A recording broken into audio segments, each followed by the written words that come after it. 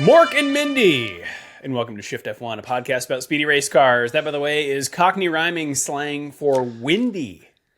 Nanu nanu. Nanu nanu to you, Danny, and all of our listeners. A lot of cars getting blown around on this old airstrip this weekend. By the way, they like to put airfields in windy areas, don't you know? Good point. I'm Drew Scanlon. Joining me, Danny O'Dwyer. How are you, Danny? I'm doing good. You know, it's been a really exciting couple of days in the FIFA World Cup, and we've a lot of controversy to talk about. So, yeah, I'm happy we're here. Great. Also joining us, Rob Zachney. How are you, Rob? Just thinking about maps of prevailing winds in the Pacific and how they perfectly map to airbase locations. And also the islands themselves are reshaped into almost natural airfields by, hundreds of years of wind contouring the Earth. Oh. Wow. Okay. And then they ruined it on Iwo Jima by just bombing it to smithereens. We had a perfectly good airfield. It was nice and flat. Now there's divots all over it. Did you know that the numbers of an airstrip correspond to the direction that it's pointed in on a compass? No. I did know that. Yes. So runway That's 26, what the number on the airstrip is. When you see a big number at the end of an airstrip. Yep. Runway that is 12 is at 120 degrees. So that's why, like, runway 12, it's not there's 12 runways. That always it's runway 12, like north 12. Yes, 120 degrees. Yeah. On the compass. Yep. Okay, it's intervals the more of 10. you know. Okay. Intervals of 10. Yeah, okay. That makes sense. You wouldn't care that much about single degree differences. Right. Amazing. If you are new to this podcast, a very warm welcome. And if you are new to Formula One itself, we recommend listening to our preseason primer episode, which assumes no prior F1 knowledge and explains how the sport works and who everybody is. So if you would like to go back and listen to that, it's episode 338. Also, this show would not be possible without our audience over at patreon.com/shiftf1, where every month we release ad-free versions of the podcast early, along with bonus pods and videos exclusively for our patrons that cover racing documentaries and films, F1 video games, experiments with other racing series, and a lot of weird things. So if you would like to support the show and get access to all that fun stuff, head over to patreon.com/shiftf1 or click the link in the show notes. Guys, I watched Death Race 2008. Oh, you did? Just for fun? Well, I solidarity. Okay, thank you, sir. Thank you. And then I listened to your guys' episode about it. Great job. Great job with, oh my God, not a good movie at all. It's not a good movie. Maybe Death Race 2050 will heal us. Oh boy. Roger Corman coming back for one more bite at the apple.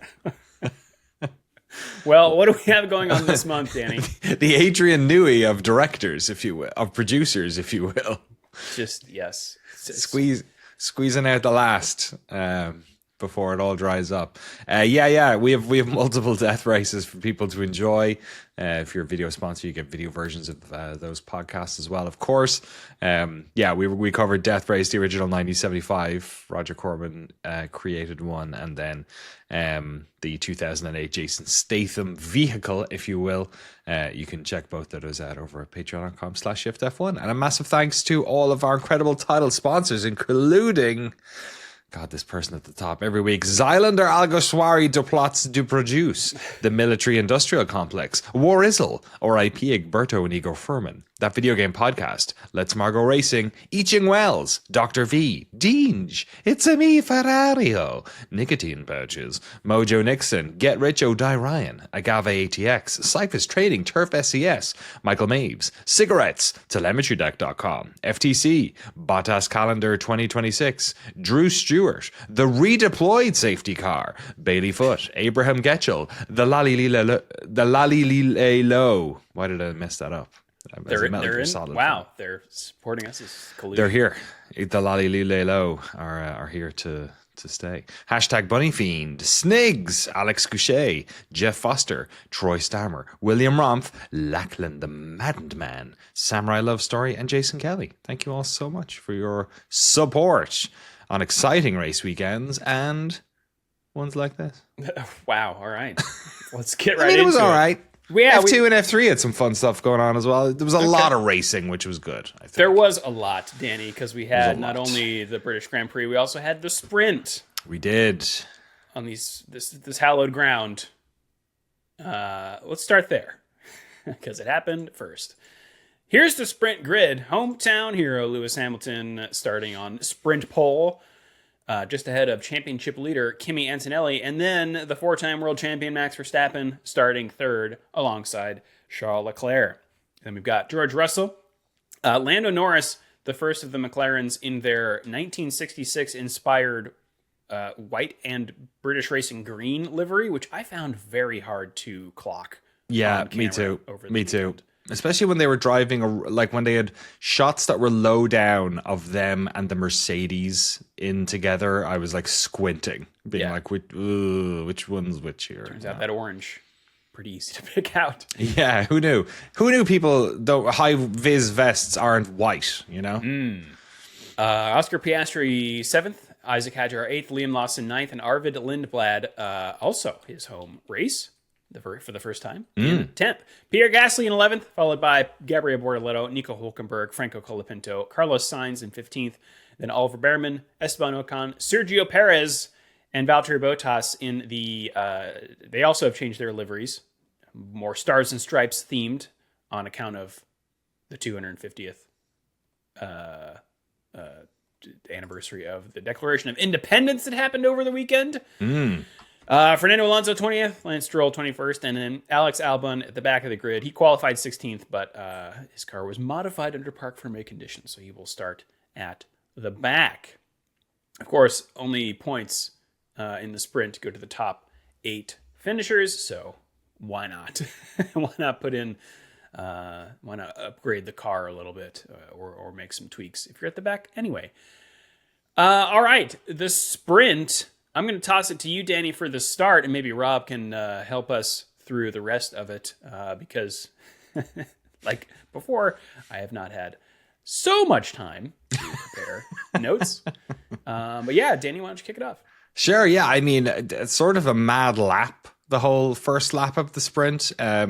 First things first, the second row really don't get off. Verstappen and Leclerc get gobbled up pretty fast once everyone rushes out. Hamilton keeps his position, and then the McLarens have Piastri, especially at the start. They both have very good starts and end up sort of in the battles for second and third respectively around the first lap of Silverstone. It seems that maybe they used a bit more charge, perhaps, to sort of cause that initial fight, because then the Wellington Straight, I think it's Antonelli gets past Norris, and then Russell manages to overtake both of them in sector 3. Yeah, with a pretty impressive move. So by the time they get around to lap 2, it's Hamilton, Antonelli, and Russell, and then the 2 McLarens behind them, Norris and Piastri, and then Verstappen and Leclerc in 6th and 7th. So sort of a argy-bargy first race, and the first sign maybe to all of us of just how, you know, regardless of if you can get past someone, straight line speed or power over the course of a lap is what's going to dictate who ends up on top on this weekend. Yeah, tons of passing and repassing, at least at the start here, because like you said, Danny, Russell gets by those 2 McLarens in 2 corners. Then Russell retakes at the end of the lap, and then Verstappen gets by Russell, and Verstappen continues kind of passing and repassing. He gets past Piastri. Is that what you mean? Into 5th? Sure. And then from there, so many overtakes. And maybe, Rob, now is a good time to kind of talk about all the action that happened after lap 1. Yeah, it's pretty intense because you have Russell and Piastri getting into it for P5. Russell did not have a good sprint qualifying, not having a particularly great sprint race. Then Leclerc came in sort of struggling after Russell finally puts Piastri away. That leaves Piastri set up lap 4 for he's vulnerable to Leclerc, and Leclerc finally closes the deal at Brooklands. Then you got lap 5, Lindblad taking on Gasly. And and action continues at the front. Antonelli steadily closing in on Hamilton, and then like lap 8, they have a nice little duel. Hamilton has to fend off Antonelli. Basically, a pattern we see a lot. This race is you try to bait the person you're into the person you're behind into burning through their battery reserve, so they're vulnerable. That's eventually what Antonelli does to Hamilton. Hamilton has to burn through his power, and he is sort of a sitting duck. Finally, when Antonelli finally gets him on lap 8. Was it 8? Yeah, so almost halfway through the race. Meanwhile, I remember that whole time Russell really struggling. Like Verstappen got past him at one stage as well. Like he was down in 5th, I think, around that time in the race. Yeah, and he manages to battle back with he closes back up to Verstappen lap 10. He gets Max at Vale. But Max doesn't really let go of the positions. They're fighting through Village, and then Russell, it takes an extremely wide line to sort of put Max off the track, and that leaves Max kind of a sitting duck for Leclerc, who doesn't get past him immediately, but does make inroads and gets him before the end of the race. But from there, it does kind of settle in. Like my notes kind of trail off past like lap 11 as people are entering more of a protective maintenance mode there. So I would say like we see this pattern a lot with sprint races. You can get a lot of action sometimes, but it does feel like once you're 2/3 of the way through, everyone starts thinking about, well, we got to bring these cars home and we got to qualify in a couple hours. So it turns out without a pit stop or tire strategy required for the lengthy races, they do sort of settle in 2 by 2. And then the other thing that happens a lot with Silverstone in particular is you do get these like 2-3 second gaps between cars, which then can be tricky to sort of battle back on. And I suspect with the way the battery deployment goes, you can maybe attempt to pull up some of that speed or the delta, but lap to lap pace is so important here to keep your position that I think it just sort of focuses people into keeping what they have. Maybe I will say they had a number of drivers heading into the weekend had set the expectations on the floor about what we could expect at Silverstone, that this was not going to be a good race because Silverstone would be a very challenging race for the power the power harvesting cycle, and so you would see a lot of cars just sort of tootling down the straights on recovery mode, and you would not see a lot of great action. And there's a little bit of that. I will say, to me, in qualifying in places, it did look like the cars were straight up slow. But for the race, I do think it ended up being pretty dynamic. I think to me, it didn't feel like it was a complete yo-yo race. Is what they sort of been describing it as, where like you set someone up, you overtake them, they come back on you. You did see that dynamic, but it did seem like through the weekend, you had teams figuring out what parts of the lap advantage them for attacks, given their own pace and what they're optimized for and their power harvesting strategy. So a better sprint than I think we were expecting, and I think it sort of set up the fact that Silverstone was at least not going to live down to the most dire expectations that a number of jaded F1 drivers had given us heading into the weekend. Yeah, I think this is kind of off the top of my head, so I don't know if I thought this through entirely, but I would say my critique of the yo-yo critique is that I would agree that it would be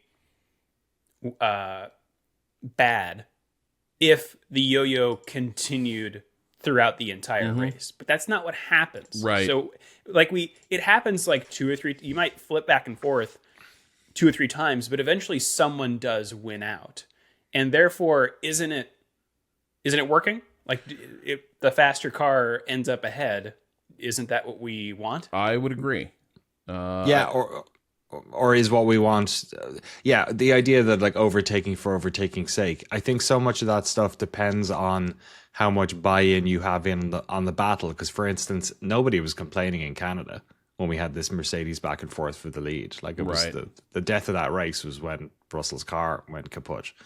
And yeah, we're not getting, we had in the first couple of races as well some like interesting situations where cars that wouldn't normally be able to defend, for instance, if the overtake is something that had happened historically, like over 3 or 4 laps, somebody getting reeled in and then eventually getting overtaken, like there is a satisfying element to that as a viewer of sport. But that only goes one way. You don't get the back and forth because it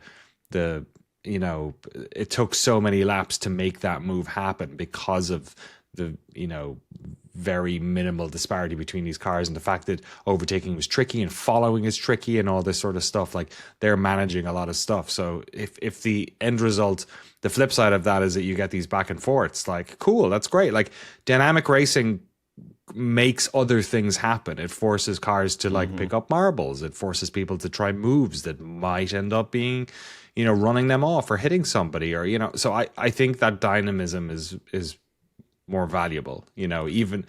And I think we can slip into an idea, like I get people being critical of it, but I think we can very easily slip into a nonsense sort of summation of what's going on there, that like, oh, it's just back and forth, you know what I mean? It's like, no, look a little closer. Like, a lot of the time it's this is a game of inches, and the track layout and the cars and all that stuff, and especially in the longer races, I think there's a lot more strategy going on there. So I haven't seen that play out this season like some people were saying at the start. No, I was braced for like we're gonna have another snoozer like Japan, where it's clear that the power settings just weren't really good for the circuit. But Japan's been tricky under like two sets of rules now in the turbo hybrid era. So Japan is just becoming a challenging race to put on a good show for what they're running in F1. But you're right that for the most part, it seems like it's been a net improvement on the way things are working, when really the only mechanism we had was DRS, where it was just, it either works or it doesn't, right? You see the people close up in the exact same places every lap. If they get it done, then they're through, and maybe they can build some distance. And if they don't get it done, well, they sort of drop back through the lap and they wait to try it again next time. Here, there is a bit more of a... they have made it so that it seems like there's both enough offensive and defensive deployment options that you will have people making different strategies or using different tactics in these battles and contesting different parts of the overtake through multiple corners. Now, I do think Silverstone lends itself to that, because we have some really fun corner complexes where it's not like, all right, you made the apex and now you're off to the next straight. It's a little bit more like, it's a wide ass track as well. Yep. You made the, all right. You handled maggots well, but now here's Beckett's, and so there's a lot of fun there. Yeah, I do think though that the battery stuff, so much of this lap becomes a battery deployment thing, which is the case in lots of the tracks, but especially I feel like here with just so many high speed corners, it's just give the drivers full authority over how to use that battery. just make it so that if they want to be like, oh wow, like Max got hot under the collar and he's been clipping now for the entire rest of the lap because he drained the juice. But yeah, so the race sort of settles in there, and Antonelli kind of cruises to the win. And that is certainly how it certainly felt like this was a weekend that was setting up for Russell never really showing great pace, including in the sprint, like in sort of a damage control mode. Didn't have a great qualifying. Antonelli looking fantastic. The Ferrari is a little bit so far of what we'd seen in Austria, which is like promising pace that doesn't bear out over like a race distance. And so, the sprint comes to, somewhat anticlimactic end, with Antonelli taking a pretty straightforward win over Hamilton. Yeah, and it also foreshadows that kind of move you were talking about, Rob, where you attack the car ahead on the Wellington straight, and bait them into using too much energy, and then get them by on the hangar straight, which is what Antonelli did to Hamilton, and we will definitely see that in the upcoming race. Here we are, the sprint result. Kimi Antonelli wins it, gets those 8 championship points. Lewis Hamilton second, followed by other Brit Lando Norris and other Brit George Russell in third and fourth. Charles Leclerc in fifth, Max Verstappen in sixth, Oscar Piastri seventh, and Liam Lawson in the last of the points-paying positions in eighth. Behind them, Isaac Hadjar in ninth and Arvid Lindblad in 10th, ahead of Gasly, Colapinto, Bortoleto, Behrman, Hulkenberg, who earned a 5-second penalty for leaving the track and gaining an advantage. 16th is Esteban Ocon, followed by Sainz, Albon, Bottas, Alonso, Stroll, and Perez, who received a 10-second penalty for causing a collision. And who was that with? I don't remember. I cannot remember any collision in the sprint race. I don't know. Yeah. All right. We're going to take a quick break, but we will be back with the race grid. Pole position, Kimi Antonelli. Behind him, surprise, Charles Leclerc on the front row. And behind him, his other Ferrari teammate, Lewis Hamilton, and then the other Mercedes of George Russell in fourth. Who binned it in Q1. He was a lucky boy. He ended up in the gravel, and he did tap the barriers, but was able to both not destroy his front wing and also drive out of there. So he was a lucky man. Yeah, not get beached in the gravel. Isaac Hadjar lines up fifth, 2 spots ahead of Max Verstappen. Between them is Lando Norris in sixth, Verstappen seventh, Oscar Piastri eighth, Arvid Lindblad ninth, and Liam Lawson 10th. Those racing bulls, they're always there. In 11th, Gabriel Bortoleto, followed by Nico Hulkenberg. Then we've got Oliver Behrman in 13th, Carlos Sainz 14th, and Pierre Gasly 15th. He qualified 12th, but got a 3 grid place penalty for impeding. Alex Albon 16th, followed by Esteban Ocon, Valtteri Bottas, Franco Colapinto, who himself had a moment in Q1 after he spun and sort of skipped over the grass, thankfully not hitting anything or anyone. 20th is Sergio Perez. Then we got Fernando Alonso and Lance Stroll, who I think out-qualified Alonso, but received a 10-place penalty for the use of additional power unit elements. All right, Danny, you want to take us through the start of the race? The start of the race, Dwyer. That's what they call me.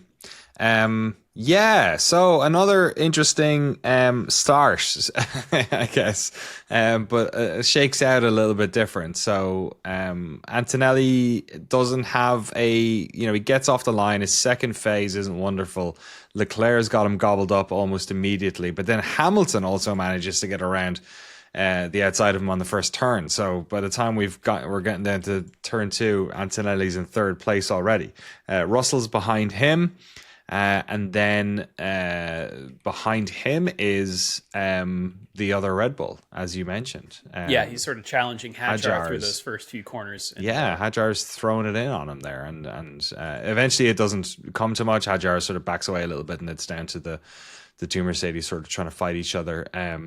But 2 things happen, I guess, that should be noted at the start. One, Hamilton had a false start. He was moving slightly before the lights went out. Sort of surprisingly managed to get away well, considering the start was a little bit jumpy, but obviously he'd broken that rule and got himself a 5-second penalty that he ended up serving on his first pit stop. And then the other thing was that Albon had a really bad break after the first straight and took out, it was Colapinto, wasn't it? Behrman. Behrman. It was a Haas. Yeah. Took out Behrman. The start of a crap day for Williams. Yes. Yeah, absolutely. There was a There's saucy first laps we're getting out of this, which makes sense with all this, battery power stuff. You can And just a kind return of to decide to Ferrari use it. having a amazing off the line performance. I mean, sort it of helps when you- storyline that had been dropped. And are you about to say Antonelli's not good at the starts? No, that's also true. I was gonna say that it helps when you jump the start. Yeah. Although But you're right though. yeah, I think from Hamilton's on board, it's one of those where like he jumps and then stops and then has to go again. So it's not like he. You actually probably got disadvantaged by that. That never helps. Yeah. When you stop the when you have to check up like that. But Leclerc got him clean. Russell with mirrors full of Hajar manages to stay ahead of him, and then lap 3. I thought Red Bull were intentionally swapping Hajar and Max so that Max could take a run at so Russell. easy for him. And that, to me, that looked like a quintessential team war to swap. And then they start fighting like crazy, and they're just like battling around the track. Hajar not letting go of the position. Max barely holds on to it through cops. Hajar stays on him. So that was a I guess sometimes with the way those power settings can line up, it will look like choreographed, and then you see where it just 100% is not. Hajar, the red mist descended, and he was like, no, not on my watch. Max did eventually draw away. Another thing that happened, I think, on that opening lap is that Piastri got front wing damage, and I don't think we ever saw a replay of it, but was it a result of the Albon Behrman thing? I'm not sure, but he had to pit and change a front wing.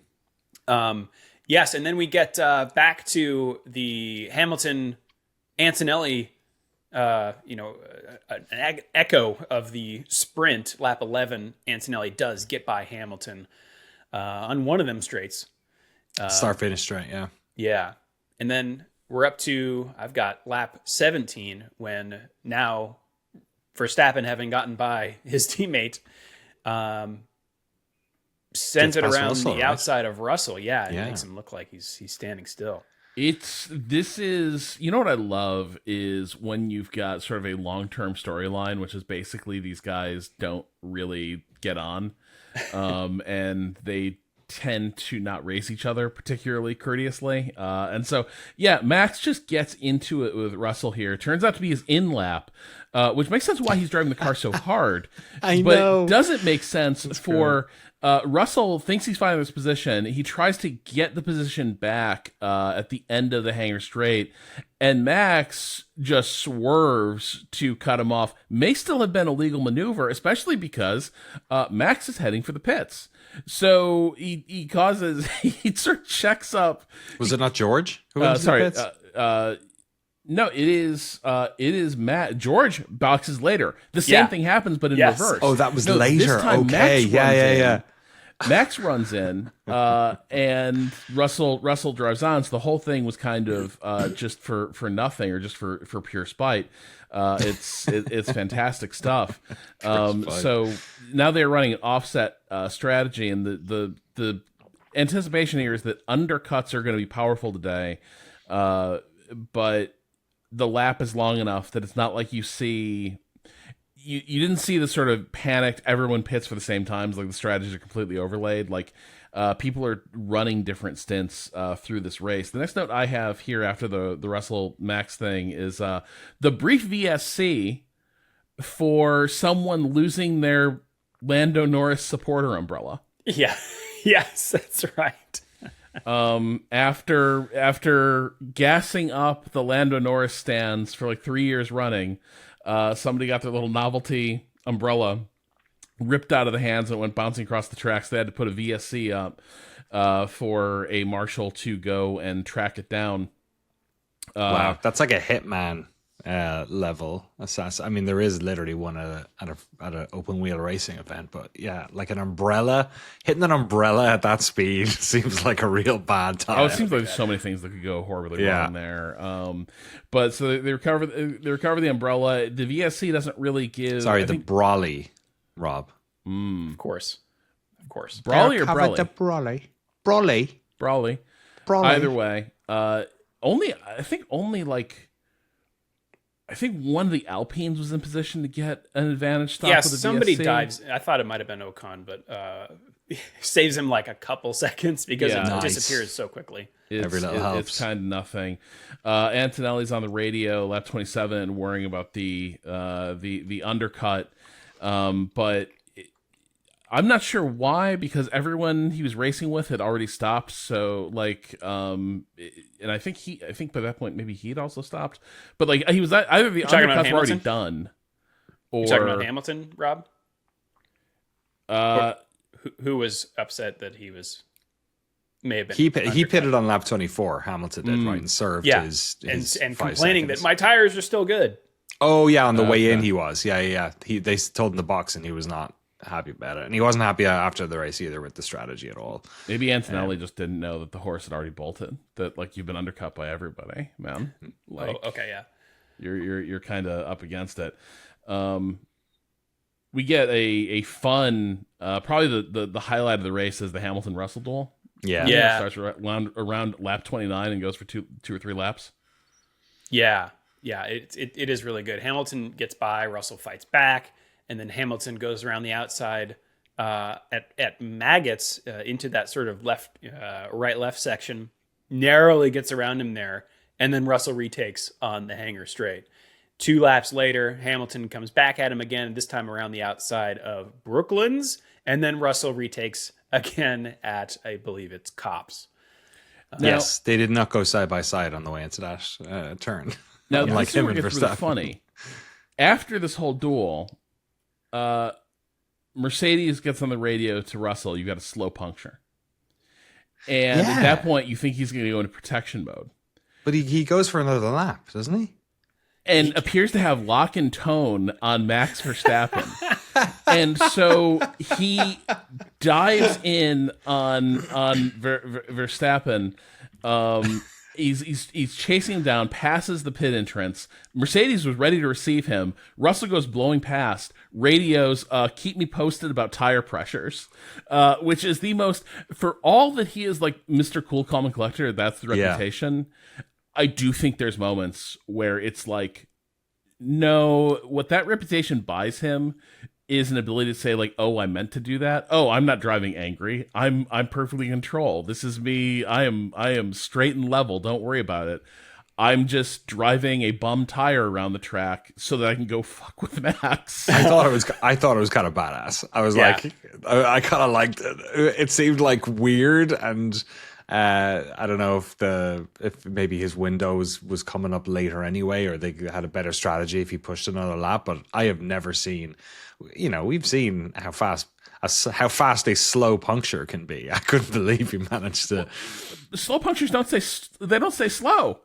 Like these things tend to be progressive. That's the fear, is that your And slow it's a puncture long is going lap. to be an This is explosion. a long lap.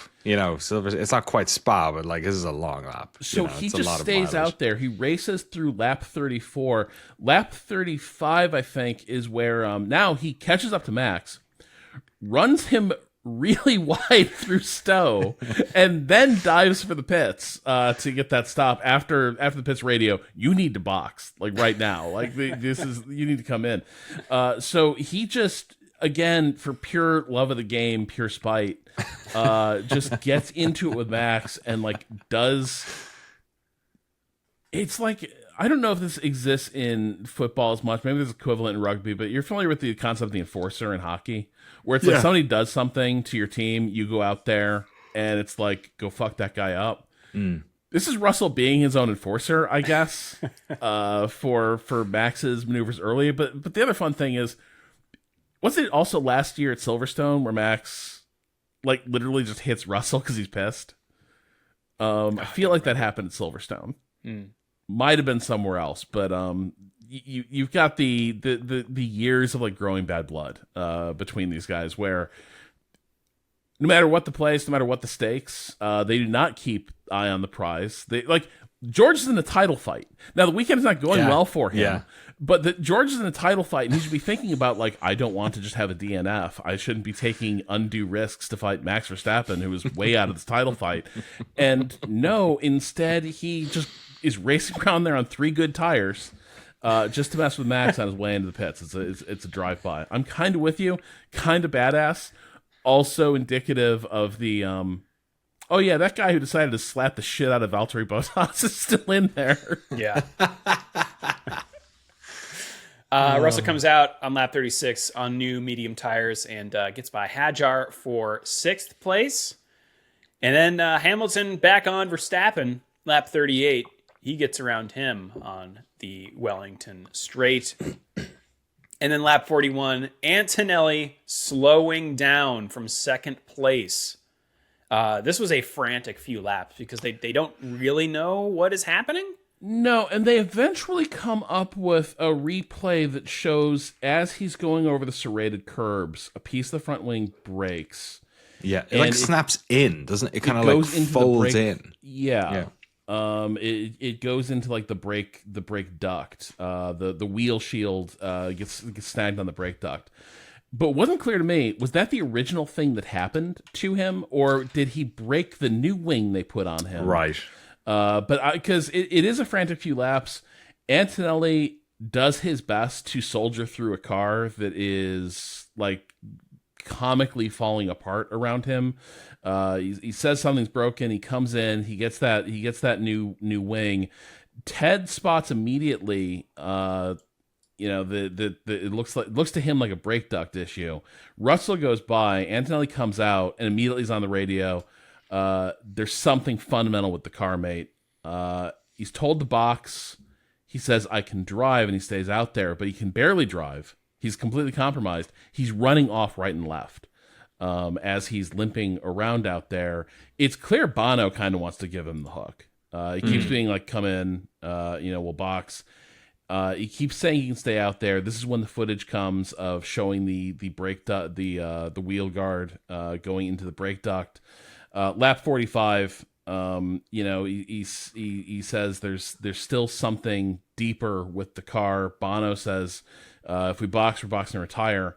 And Antonelli stays out and starts picking up infractions for track limits, which I'm of two minds about it. I'm kind of with the commentary team. Like, track limits violations are there to prevent you from running wide and maintaining pace or like getting an overtake done. But like, if the car is debilitated and you're just like trying to hang on to it, it's not like you're it's come a couple times, you're still getting right? an advantage because it'd still be worse if you were not cutting the track right and left. That's true. You can brake more to stay on the track. You know what I mean? Yeah, and if it's a safety concern, maybe you shouldn't be on the track at all. That is the other part. Yeah.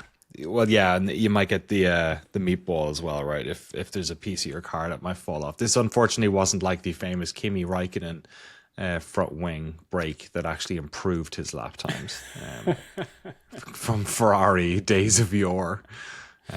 Yeah, and maybe he was saved by what happened later in the race. Lap 48, in a big cloud of dust, Max Verstappen is off in the gravel.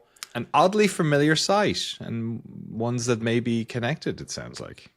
Yeah, I mean, well, it's strange that we see Verstappen make any kind of mistake, because we watch an onboard, and he just kind of has a wiggle and tries to correct it, and the car spins the opposite way and just off the track, and commentators are a little flummoxed by it. But, Rob, you've got some color on this. Yeah, just that it appears to have been a similar error, but not quite the exact same one that caught him in Austria, where he went off in the final corner in qualifying. But it appears like Red Bull has something that has gone wrong now in 2 races in a row with the active aero, and where it is going from straight mode to cornering mode. Here, what looks like happened was the wing just was late coming down into the cornering configuration. And so you can see like the car bucks as the wing rotates back into position. And he's already basically applying a lot of steering input when the wing goes locked into that position. And so that little buck with the input already applied appears to have caused Max to just lose the car completely. And he was furious coming out of the car because they're both, crucially, they're both in scary accidents, right? These have both been abnormal accidents. In some ways, F1 has, I love the active aero regs. I think they've solved some long-standing problems for F1 and overtaking and following distance and all that. But when the system does open the possibility of F1 having successfully recreated the issues that brought an end to the first ground effect era, right? Which is that you can generate so much downforce that when you have sudden changes in downforce, you can't really control the car, and now you have the proverbial airplane crash, as Brundle was fond of talking about. And Max has had them twice, which does appear more to point to not the regulations, but something about the electromechanical systems that Red Bull has placed on the car. But that is not good for the Red Bull Verstappen marriage, because he has now been in 2 scary crashes because of a thing that isn't happening to other drivers and shouldn't be happening to him. And and arguably there are 2 corners that are good to have those accidents on, because there's a lot of runoff. You know what I mean? Like this time as well, he managed to keep it out of the barrier, at least. But yeah, you know, that happens in Jeddah. It's a whole other kettle of fish. Yeah, good point. Well, we get a safety car pretty quickly. And a few people pit with 3 laps to go. Hamilton pits from second, and Russell in third stays out. So that shuffles Russell up to second place. And then we get a message that the safety car is coming in with 1 lap to go, but that does not happen. The safety car stays out, and the race ends under yellow. Such a bummer. So why didn't it come in? Does anyone know? I know. Okay. So this is from racefans.net. The FIA has issued a statement saying the safety car period regulation, Article B5 13.5. Oh, yeah. My favorite article. States that 1 lap must be completed following the unlapping procedure. Oh, so this process was followed by race operations. The safety car in this lap message was displayed erroneously due to a software error. Oh. So they were doing the right thing. We just should not have gotten the safety car in this lap message. Sorry, hang on. Did you say it's because of the unlap procedure? Right. So once they hadn't unlapped people. They had, but they needed to do one more lap. But if they hadn't unlapped them, if they kept everyone in the order, are they allowed to do that? Could they have kept everyone where they are, including lap? Well, Rob, Michael Massey says maybe if we just have the first 5 unlap themselves, you know, how about that? Maybe that would be a good situation. Well, I always felt like where Massey went wrong is he just made up a rule and he applied it selectively to part of the field, and then got this thing going. It was like, well, let's move the guys out of the way of the championship fight, so we can have this contrived finish. But it's not right. If he had been like, we're going to do the restart, but we're not unlapping people, I guess my question is, in the regs, is that an option? Like, if they brought the field together under safety cars, are they supposed to unlap everyone before they go? They don't have to. Unless they change the rules, because, you know, there's loads of races where they don't bother unlapping them. So I don't know why you'd bother at the end of a race. Then they should. Then they probably should have left the back markers in the field and go back to racing. But is that true? Is it true that if a safety car comes out every time we've had to unlap? No, back markers? Absolutely not. Absolutely not. They in my mind, they more often than not don't have them unlap. Safety cars historically have come out for 2 laps before they had virtual safety cars. You know what I mean? Yeah. They had them come out for 2 laps and go back in. They don't always reshuffle them. Huh. I mean, I'm shooting from the hip here a little bit because I haven't researched it in a while. But if you were to ask me at a pub, you know, randomly, I'd say no, they don't. They don't it also always weird do here it. Too, because I think it's different here because it's a long lap, and so it feels like we have cleared everything. Yeah, we can just go, and they're kind of trapped by the fact that the rules are very clear. It's not. Do you have a clear field to run the race? It's you have to do this extra lap. That's it.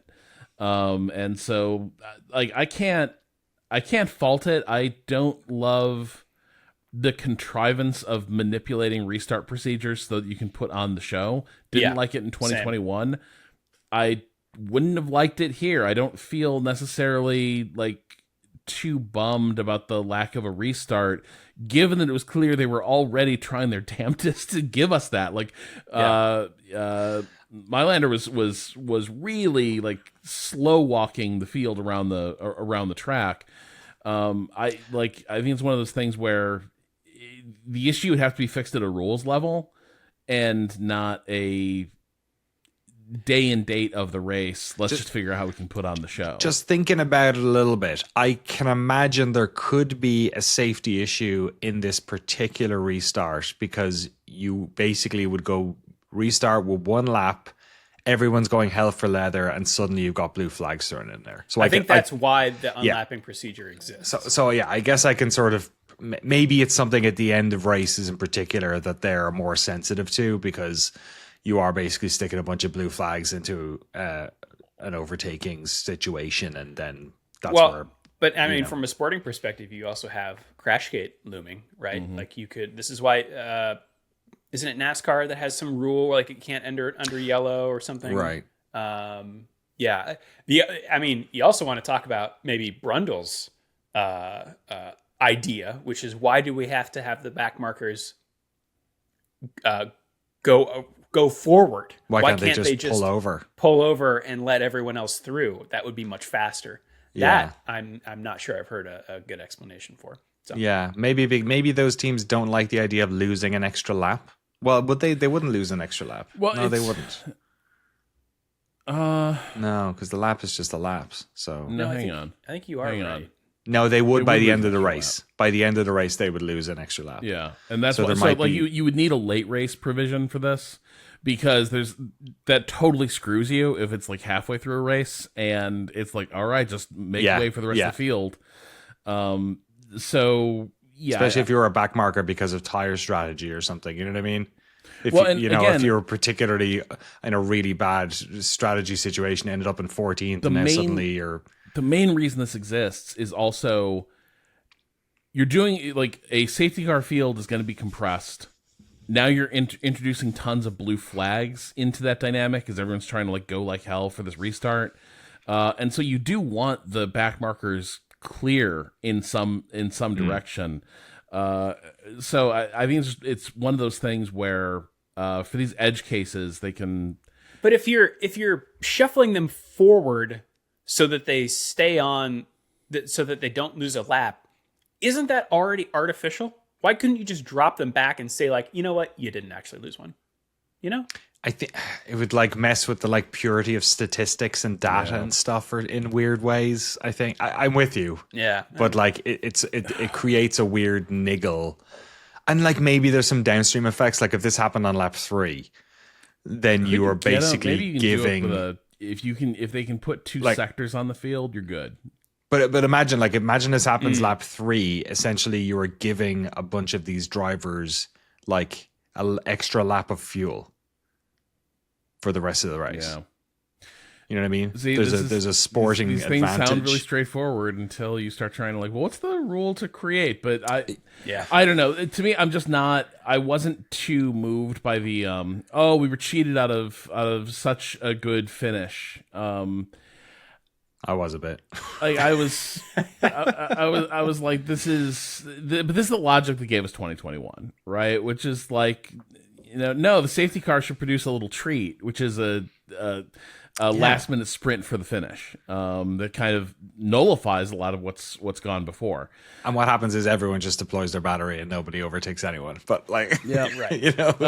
Either way, like I will say this, I felt bad for Hamilton. I think Ferrari the timing of this was tough because it certainly felt like I thought they were going to clear it and restart.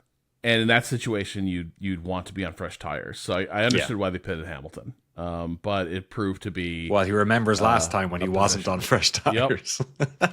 I mean, if Hamilton didn't pit, I'll bet George Russell does.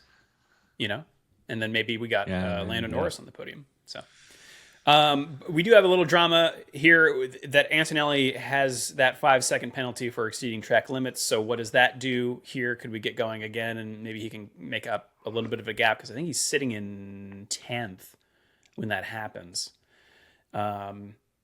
He doesn't. He drops down to 15th place as a result. Antonelli. Oh. Sainz also, he was in 14th when the safety car comes out. He somehow he overtook the safety car. Maybe he accidentally unlapped himself and he wasn't supposed to. I haven't read the article. No, I think that was it. Is that they told him he just thought they were unlapping everyone, and I guess they weren't unlapping him. Right. So he received a 1-lap penalty. There you go. So he finishes the race in technically 17th place because Fernando Alonso, Lance Stroll were already 1 lap behind. By the way, speaking of weird rules, they almost had to invoke the 107% rule for them, which, if the rule is if you do a time that is greater than 107% of, is it the pole sitter? I think it is. I think it must be. In qualifying. It used to be that you just didn't qualify. You couldn't race at all. That's now in the modern era, you have to qualify to get in. Yes, that's right. Now in the modern era, basically what happens is if that would happen, they would go to the stewards and say like, "Hey, can we race?" There's a humiliation ritual, which I like. Pretty much, yes.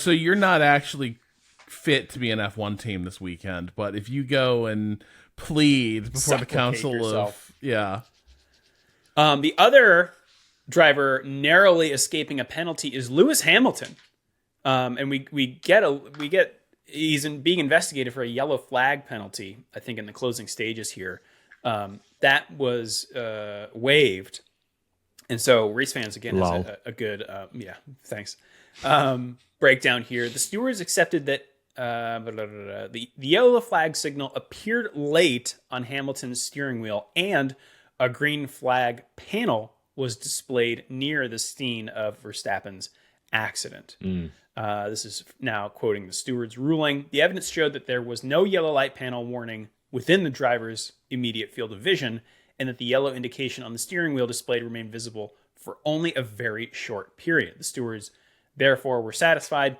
that the time available for the driver to react to the yellow flag indication was very limited. So he did not lift for this yellow that was displayed, but because it was only displayed for a fraction of the time that would need it to be, they did not hand him a penalty. So he retains his podium position. Although one lower than he would have liked. Who are the two? It's Antonelli and Hamilton who really suffer with pit strategy with this safety car, kind of, isn't it? Well, I mean, Antonelli's already hosed. Yeah, because of his issue. Yeah. But Charles Leclerc wins the British Grand Prix, Ferrari's 250th win and Leclerc's first since, was it Austin 2024? Feels like it hasn't been that long, but apparently it has. George Russell comes home second after staying out, and Lewis Hamilton comes home third after pitting. Lando Norris finishes fourth, a good recovery for McLaren, who did not seem to be having the greatest weekend. Isaac Hadjar, fifth, the sole remaining Red Bull. Liam Lawson and Arvid Lindblad in the Racing Bulls cars in 6th and 7th. Gabriel Bortoleto 8th, Franco Colapinto 9th, and Pierre Gasly 10th. Bortoleto in the Audi in 8th place. Nice job.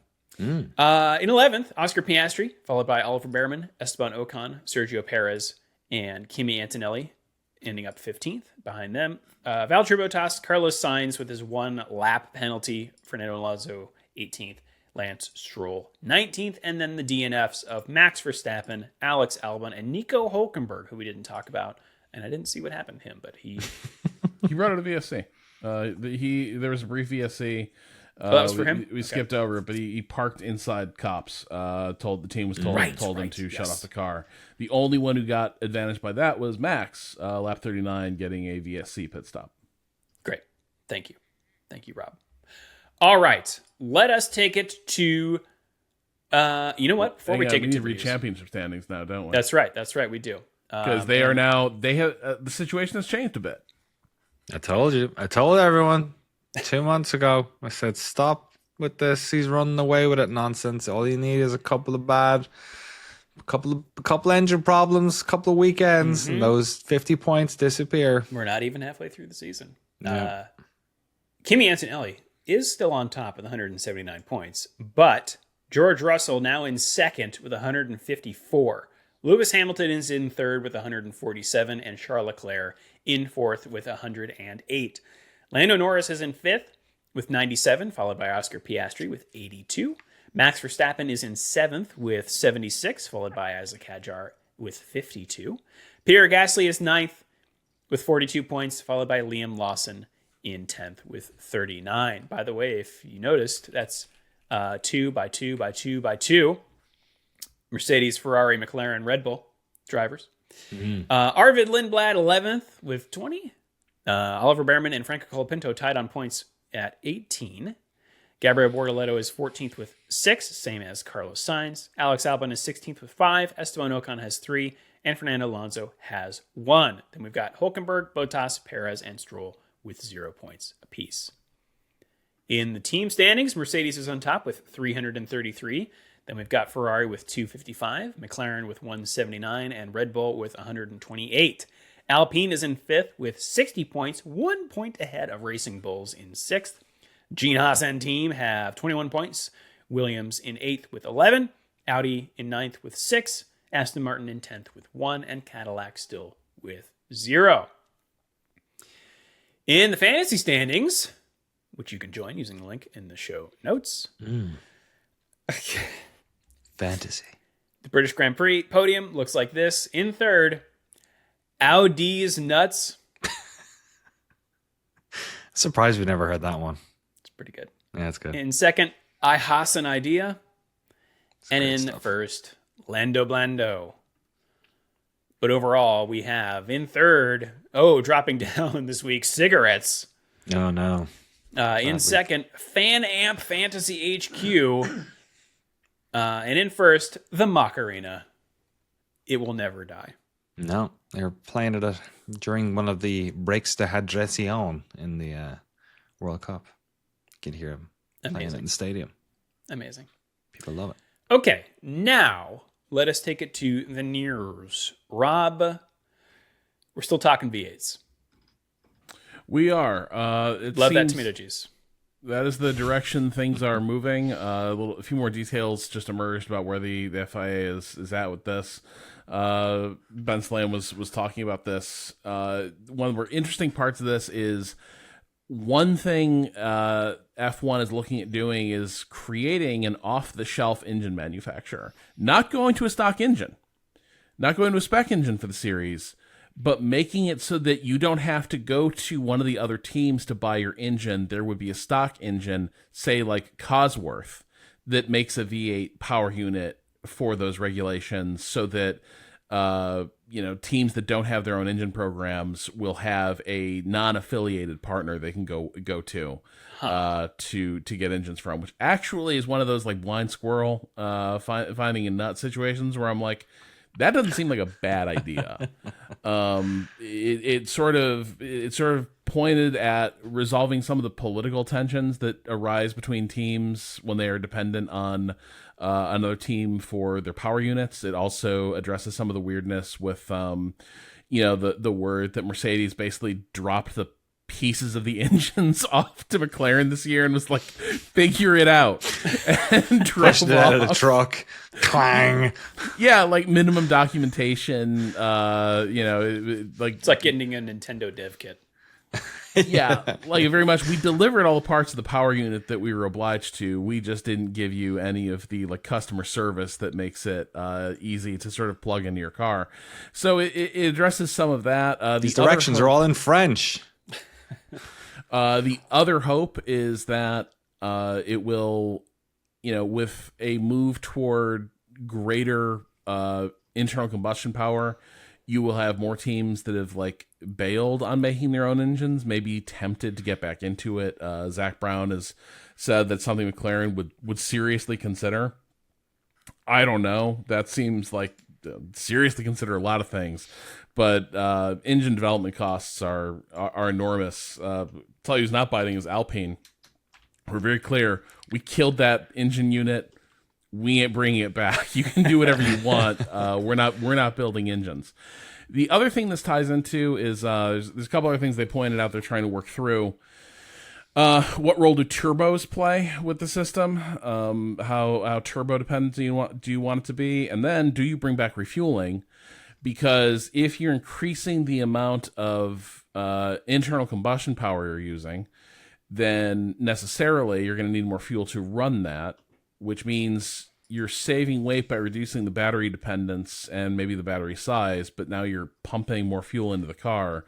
So if you actually want to reduce the weight of the cars, which is one of the main reasons this entire conversation started, then you maybe need to consider bringing back refueling so that you can keep the stat that the race has is the 200-liter tank in 2010 was 150 kilograms. And F1 is fighting to get the car. They're trying to knock 100 kilograms off the car.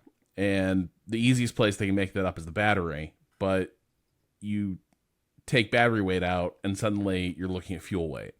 Plus, the manufacturers have been very clear.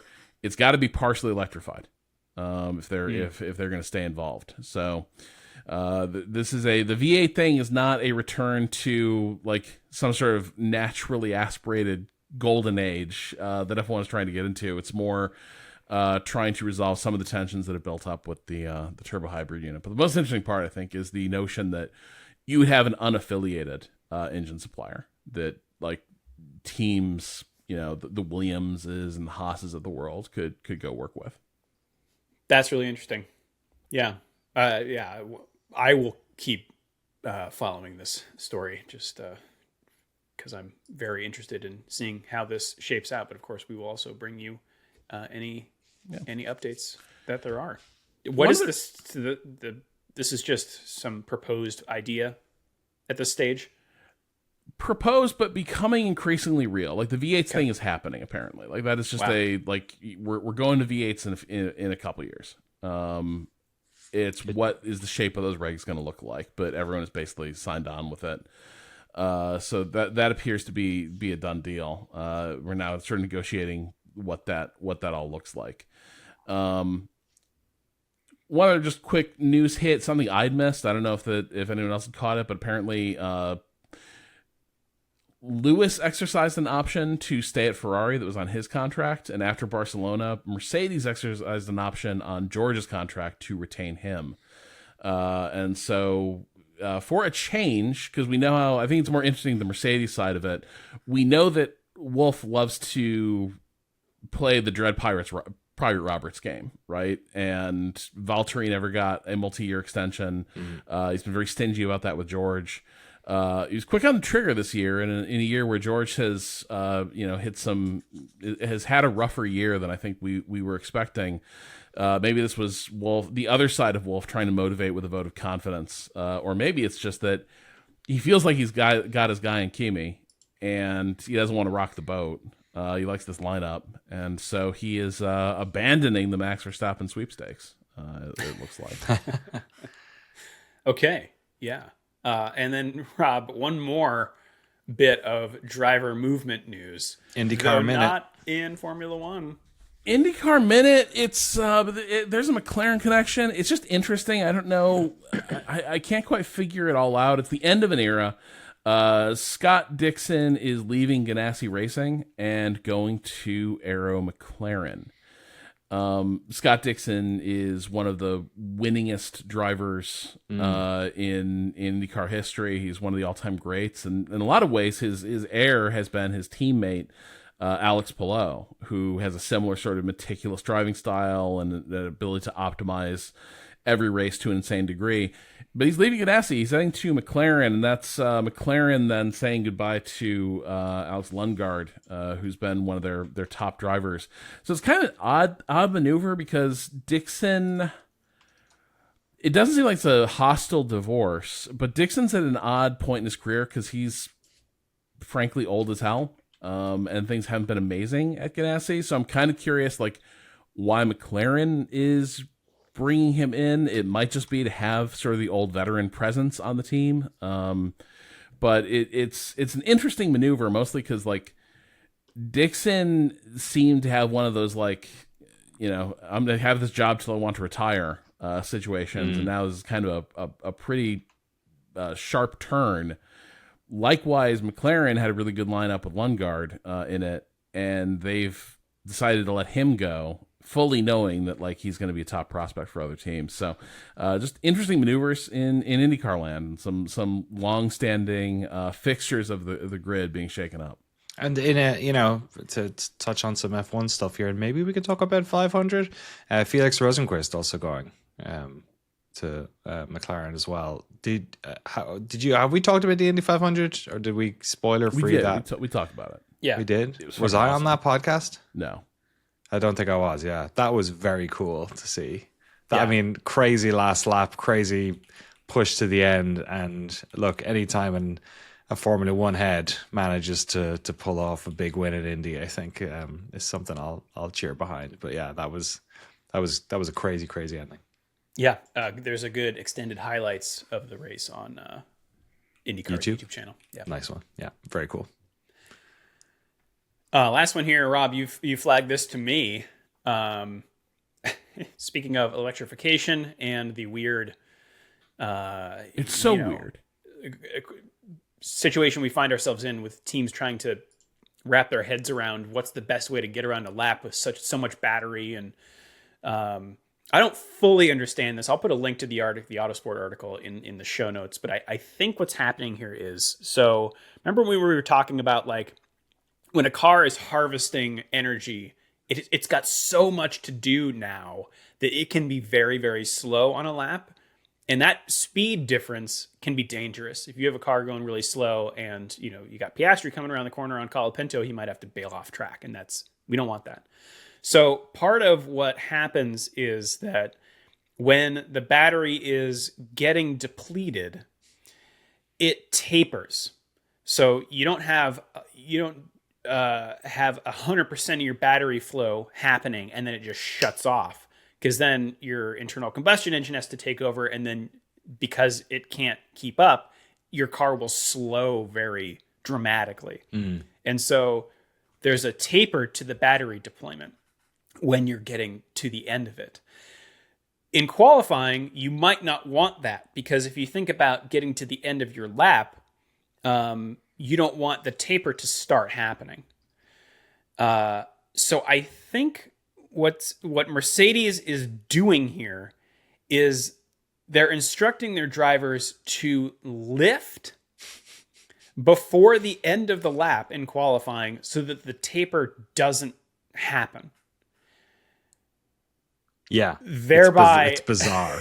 By lifting off the gas pedal, you are completing the lap power faster pedal. than if you had kept it in. Yes. Yeah, which seems very counterintuitive for a driver. but because of this like mandated roll-off curve. Right. Right. That's so. I think that's what's weird happening. lag. It's a Again, weird, people can bizarre read it on their own. I think Autosport is doing a good job explaining it here, but yeah, there's a graph and everything. Yeah, the Autosport article is basically written like an IKEA set for toddlers, where they're like, okay, here's a problem, here's the next problem, here's the next thing you need to know about, and this is what they're doing, okay? Yeah. Yeah, because it's so bizarre and weird, but yeah just... Yeah, and look, the drivers have said these cars are so weird to drive and counterintuitive, and they're getting a lot of simulator time apparently to try to figure this stuff out. Well, So, Hamilton probably not Yeah. as much as before. whatever. And then one last quick hit here. If you're wondering when is Aston Martin going to get good, we might have an answer. And good, of course, being subjective. We're getting an upgraded chassis in Hungary, and then an upgraded engine at Zandvoort. So Yes, he's been out there blaming old Excel spreadsheets for the problems. like, hey, of work for Aston Williams. Martin. Yeah, exactly. Yeah, exactly. Yeah. All right. Well, speaking of the digitals, you can send us an email if you like. shiftf1podcast@gmail.com or f1.cool/emails. You can also hit us up on the socials. That's us around the internet. Should we take it around the world, Danny? Let's race around the world. All right. right, the Goodwood Festival of Speed is happening this upcoming weekend, which is a good 4 days of old cars, new cars going up a hill. Love some Goodwood. Yep. We've got the Repco Supercars in Townsville. Yeah. In Nation Country. That's right. Planet World. Yes, Planet World. That's good. In, I think, Queensland. QLD. Queensland. By the way, sounds like, Danny, you were right. The Northern Territory is what that previous abbreviation was. Right. When they were trying to come up with a name for their Northern Territory. That's what they came up with. The Northern Territory. I don't think anyone lives... Is Darwin even in the Northern Territories? I don't know. No one lives there. No one lives there. It's completely deserted. Yeah. Well, you know, some Aboriginals maybe, but... We are in Oberlungwitz, Germany for the MotoGP Sachsenring round. The World Superbike Championship is in Castle Donington. Oh, yes, Donington. Yes. Very good. Toka touring cars, I know it well. We've got the Craftsman trucks in Lakeville, Connecticut at Lime Rock Park. Lakeville. Come on. It's almost as bad as Towns. What was it? Townsville. Not even Townsville. The NASCAR O'Reilly Series is... Oh, I'm sorry. The Craftsman truck race is called the Leuna 150. What's Leuna? We ask this every time. Yes. Oh, yes. I almost said NASCAR Xfinity Series. That's not right. By the way, I dumped Xfinity finally. I got that AT&T fiber. Oh, nice. That's why my fiber looks crystal clear. They don't bring fiber out to me out in the fucking boonies. Well, I had to wait a long time for it, Danny. So why don't you get Starlink? Focused Health 250 at the Echo Park Speedway in Hampton, Georgia. What else is happening this weekend? The IMSA WeatherTech Sports Car Championship is at the Canadian Tire Motorsport Park in Bowmanville, Ontario for the Chevrolet Grand Prix. Andy Bowmanville. Love it. WEC, everyone, is in Sao Paulo for the Rolex 6 hours of Interlagos. Wow, it's like half a watch. That's right. That's right. Thank you. When they cut to it on the camera feed, when it ticks down, it's just the left half. So you're a dad now. You have to laugh at these jokes. That's right. I can understand. And we got NASCAR. Also at Echo Park Speedway in Hampton, Georgia, for the Quaker State 400, available at Walmart. Which part is available at Walmart? the race? Yeah. The race? You can just go into a Walmart and watch it? Did you see all the Aussie football fans who went into a Walmart? I mean, I've been seeing everything. A lot of Europeans coming over to America. Yeah, getting excited about stuff, and one of them was Danny. I remember you saying that when you first came over, you were amazed by yellow school buses. Yes. Whenever people ask me about what the thing Americans don't realize is American, I always say yellow school buses. That's a great one. Yeah, because they're so American to people outside of America, but I think most Americans don't realize that they're not common outside of America. Yeah. So there is there's videos of people like eating hamburgers and shit and pointing at yellow school buses. It's sweet. I like it. The Aussies in Walmart was good because they were. It was what I would call, to roll back to like 2011 or something. It was what I'd call a flash mob. Do you remember that stuff? Oh yeah. Where they all just went into Walmart and started singing songs, and then the best part I think is when security was kicking them out and they sang to a classic footballing chanting tune, "We're getting deported." Wow. Which I thought was pretty good. Some good football chants, guys. Good job. Amazing. All right. Well, that's what's going on around racing this weekend. Danny, what happened this day? I said I could change the date, but Rob was adamant that I do not break the sanctity of the Necronomicon. You don't want to bring a curse upon our house, do you? That's a good point, yeah.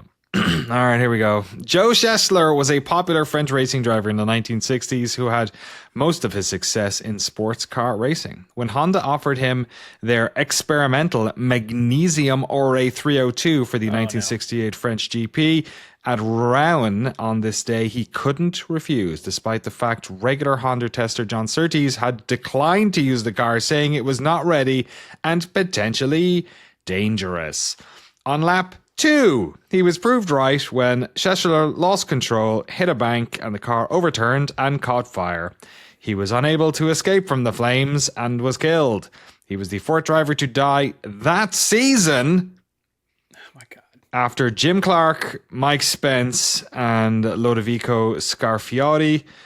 When his friend Guy Lager later became a constructor, he prefixed all of his cars with JS in memory of Schlecher. Meanwhile, the race continued and was run by Belgian Jackie Hicks in a Ferrari. His first victory in only his 9th Grand Prix. Different times. Yeah. Boy, magnesium. That's not a... Yeah. So the metal itself caught fire too? I don't know. Can do that. But I fear it may have. That's like putting hydrogen in a Zeppelin. In your balloon. Yeah. Yeah, that's grim. Okay. I'm going to go with ignorance is bliss on the details of that one. Yeah. All right. Well, thanks, Danny. Thanks, glad. Yes, yeah. You're welcome, my children. See you next week on Shift F1. Final thoughts, Danny. We had a week off until Spa, right? Well, we'll have the pre-race next week. Yeah, Spa's going to be interesting. I mean, Is we're it? gonna run out of battery there. There's a lot of uphill. There's a lot of, there's some downhill, but like those braking zones aren't that crazy in Spa. The only one is really the chicane at the end, right? Like there's not, you're not really braking for much of that. Right? I guess in the start of sector 2, or the end of the what's that straight called again? The one up on top of the hill. You're not talking about Eau Rouge, are you? We record the straight after Eau Rouge, after Radion up I there. forget. Whatever, I forget what that straight's called. Sorry, folks. We record these very early.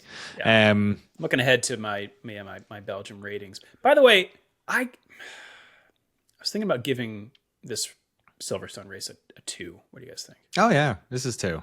This This is 2 territory for me. Okay. Yep. Yeah. Yeah. Although I will say, I think some of what we're experiencing now is this sort of shuffling of the teams into their slots. Like a lot of the early excitement, like some of these teams are off the pace. Like we're really not having. Maybe it was midfield battles we were having The last driver year. standings are also 100%. It's like it's Noah's Ark Yeah. 2x2. Like it's gotten a little deterministic. Yeah, I think we're not getting a lot of the midfield stuff. So maybe Well, across. Yeah, I don't know. It's funny. When It's Aston funny. Martin gets their upgrades, guys, you're gonna need It's those words. gonna be a real yeah. I guess we'll see. It'll be a It's- brand newy day. oh, that's beautiful. All right, there you go. That's his new. If you want to ghostwrite his book for him, go ahead. Final thoughts, Rob, or was that it? That was it. Great. All right. Out with the old, in with the newy. If you'd like to support the show and Coming get to access to all of our bonus episodes, the early ad-free version of the podcast, and the official Shift F1 Discord, you can do so over at patreon.com/ShiftF1. Have a good race weekend, everyone. We will see you all next week. Meow.